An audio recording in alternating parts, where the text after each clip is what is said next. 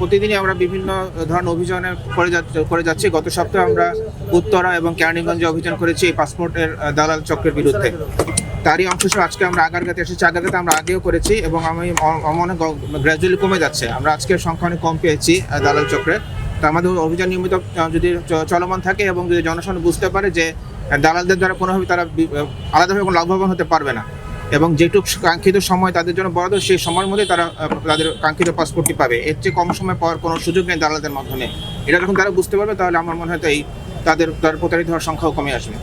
ওনারা মূলত যেটা যখন কোনো সেবা প্রত্যাশী আসে তখন তাদেরকে মিসগাইড করে যে তারা যেই সময়টা লাগবে তার চেয়ে কম সময় তারা করে দিতে পারবে এক্সট্রা টাকার বিনিময়ে, এবং সেই টাকার বিনিময়ে তারা দেখা যাচ্ছে বলছে যে 5 দিনের জায়গায় 3 দিনে করে দেবে, এরকম একটা মিথ্যা আশ্বাস দিচ্ছে এবং সাধারণ জনগণ এর মধ্যে প্রতারিত হচ্ছে। তারা মনে করছে এদের দ্বারা কাজ করলে হয়তো সহজভাবে তারা ঘরে বসে পাসপোর্টটি পেয়ে যাবে।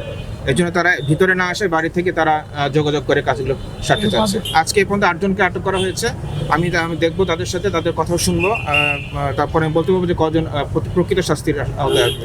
আমরা এর আগে অভিযান করেছি, আপনারা জানেন যে আমরা এখানে যে দোকানগুলো ছিল আমরা এখানে তাদেরকে উঠিয়ে দিয়েছিলাম এবং দীর্ঘদিন আমরা সে অভিযান চলমান রেখেছিলাম। পরে আস্তে আস্তে তারা হয়তো আবার আসছে, কিন্তু অভিযোগটা কমে আসছে যে দোকানের মাধ্যমে হচ্ছে। আর যেটা আপনার বলেন ইন্টারনাল যেটা সেটা তদন্তের মাধ্যমে ব্যবস্থা হয়, সেগুলো সব কিছু জনসম্মুখে হয়তো আসে না, এগুলো চলমান আছে।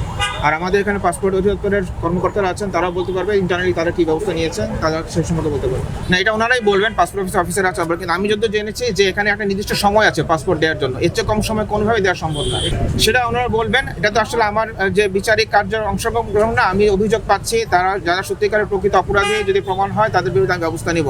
এখন ইন্টারনালি কি মেকানিজমে পাসপোর্ট হয় কতটুকু সময় দেয় সেটা আমাদের এখানে তাদের অফিসাররা আছেন, তারা ব্রিফ করবেন। দালাল বলছে এই কারণে যারা এখানে তারা স্বীকারও করছে যে আমরা যারা আসছে তাদেরকে কম সময় দেওয়ার জন্য আমরা বলেছি, কিন্তু তারা যে কম সময় দিতে পারবে এমন কোনো আশ্বাস তারাও দিতে পারছে না। তারা যা তাৎক্ষণিকভাবে যতটুকু টাকা পেলো এটাই তাদের লাভ।